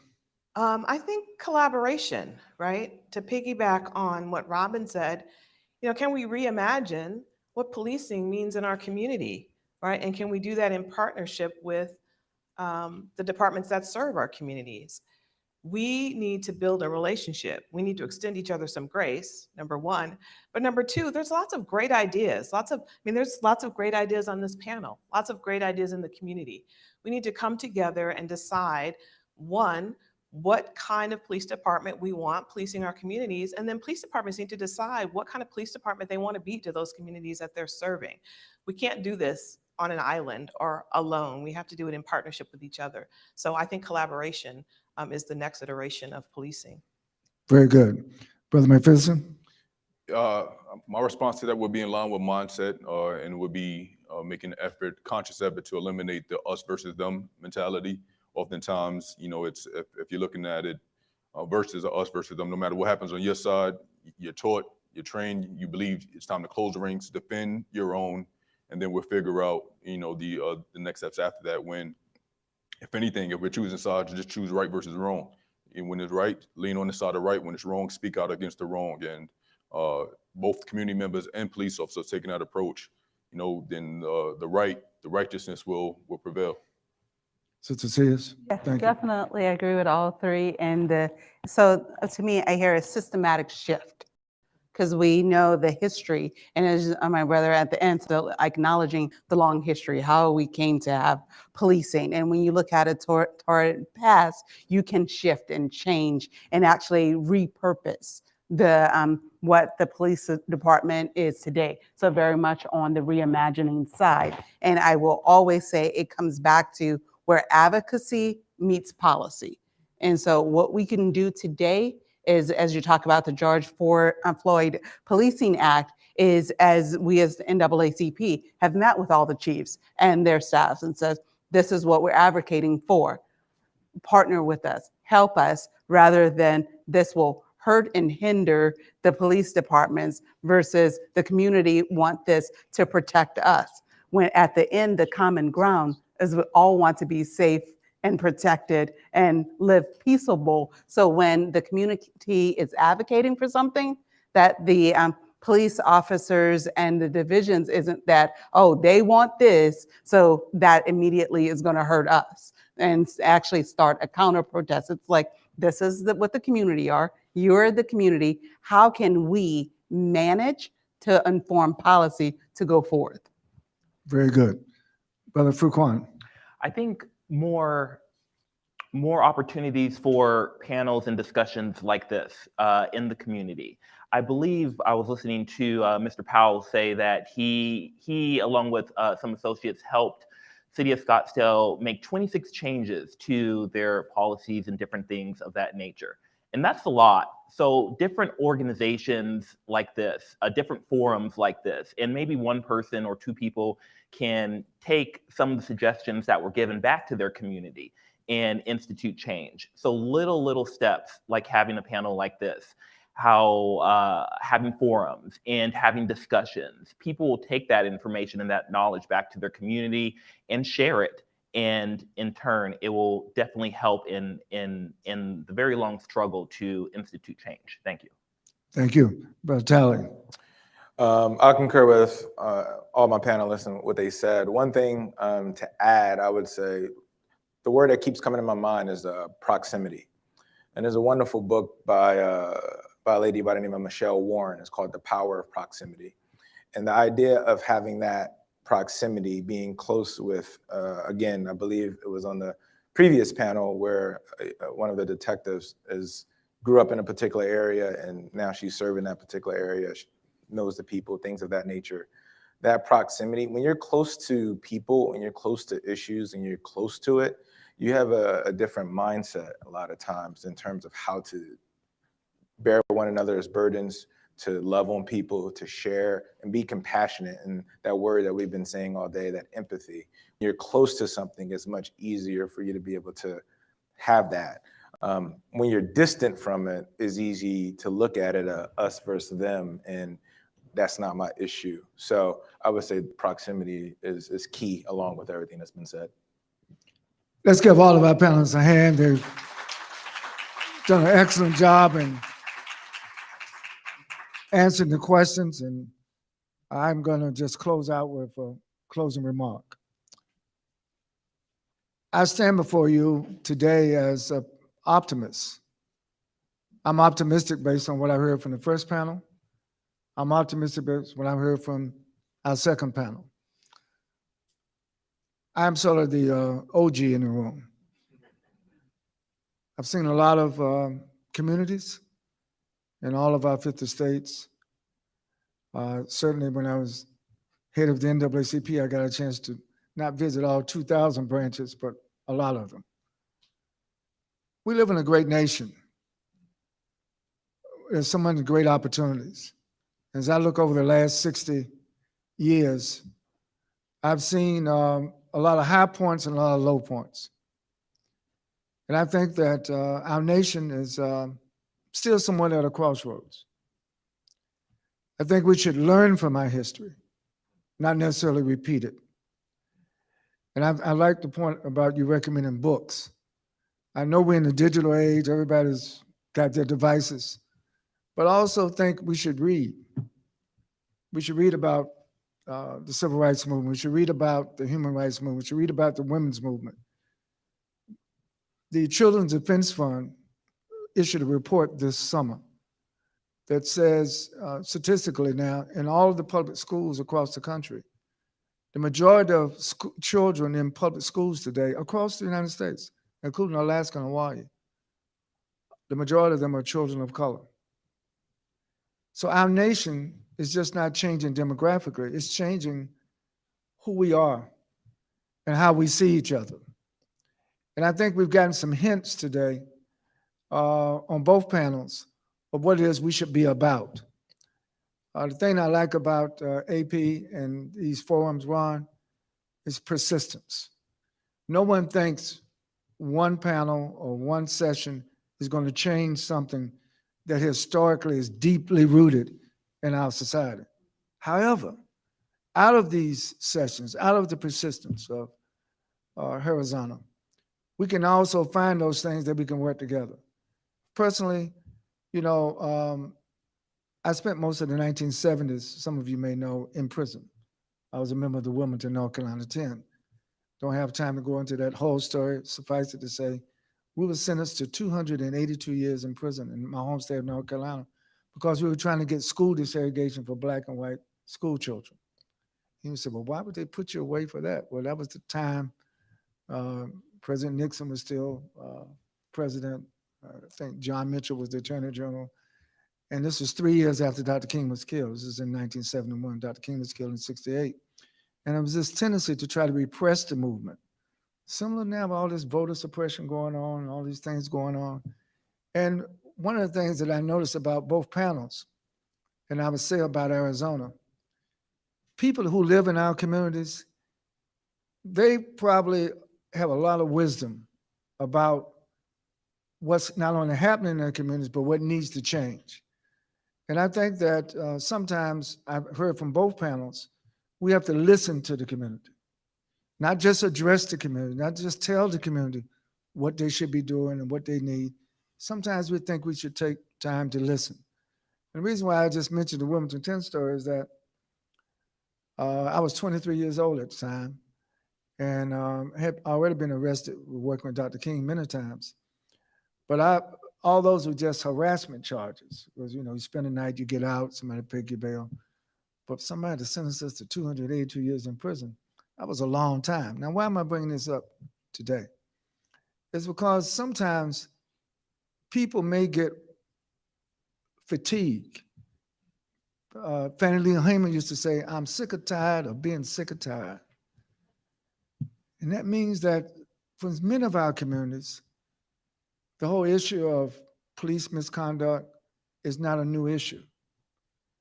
Even what happened to George Floyd in many communities is not a new issue. It was caught on video. And we were all hoping last year that our nation would reach this point that these divisiveness, these polarizations, these injustices, Sister mentioned systematic. They are systematic. We need a systemic change. But systems are made up of people.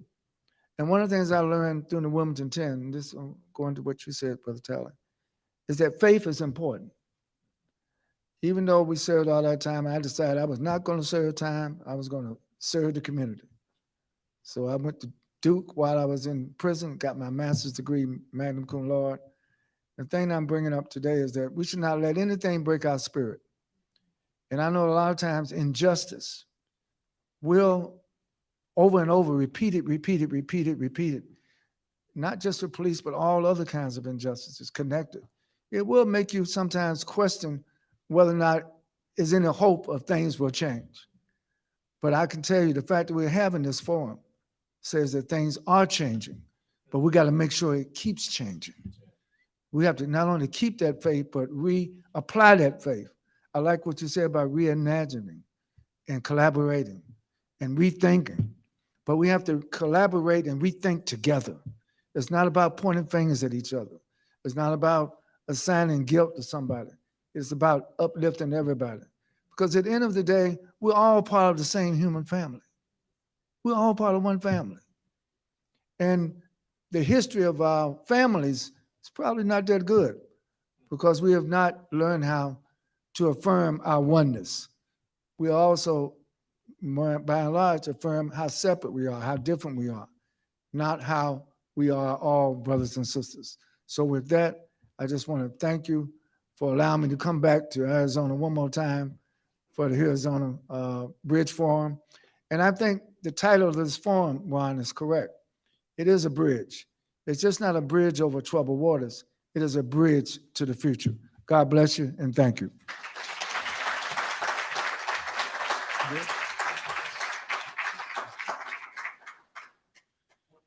Thank you, Dr. Chavis. Thank you, Chief Rod Bell. We appreciate you. You've been there from the beginning for us. We appreciate you. All right. As we come to the close of our session, again, thank you, Dr. Chavis, flying out again from Washington, D.C. to be here with us and traveled throughout the pandemic in 2020 at every session. Your commitment, we appreciate you so much. I want to thank our sponsors. I did see Miguel Bravo here from APS. APS has been there for us from the beginning, and we appreciate the support. Miguel, let your boss know. We appreciate you. All of our supporters and our panel participants. You know, we had the Chiefs here, and they're the reason why we have this panel on the stage. So thank you, Chiefs. Thank you for your support. And also all of our panel participants and studio audience, thank you for being here. The Arizona Foundation Board of Directors. We have Dennis Prince here with us, Heath McCarter, Rashandra Carnes. Thank you so much, and especially our visionaries, Alan A.P. Powell and Aaron Baer, for their vision to create an organization that brings so much value to the communities we serve. And as we continue to get requests from across the country, the Arizona Foundation will respond. So listen, we're all experiencing vicarious trauma as a result of what's happening in our country today. So we at the Arizona Foundation believe that we all have a shared sense of duty to address it and make it better. We clearly understand not everything that is faced can be changed, but nothing can be changed until it is faced. The images that we've seen from videos and social media are ingrained in our minds. They're archived in our minds. We can't escape them if we tried. So today's forum will archive this moment in our documented history. We are all collective witnesses to what's happening in our world. It doesn't matter if you're on the left, the right, or in between. Change takes effort. Change in America has been painful and provisional, Dr. Chavis. Painful and provisional. History will be our judge, but can also be our guide. We've been taught to love our neighbors as ourselves, and as a nation, we are failing. But when we fail, we must make every effort to try again and again to get it right. This effort requires all of us. Our task right now is to have a sense of possibility that we can write a better story. Will we go down in the history books on the right side of doing the right thing right here, right now in 2021? Only time will tell. Thank you to our online audience for joining us today. We welcome your comments. God bless you all, and God bless the United States of America. Enjoy your day.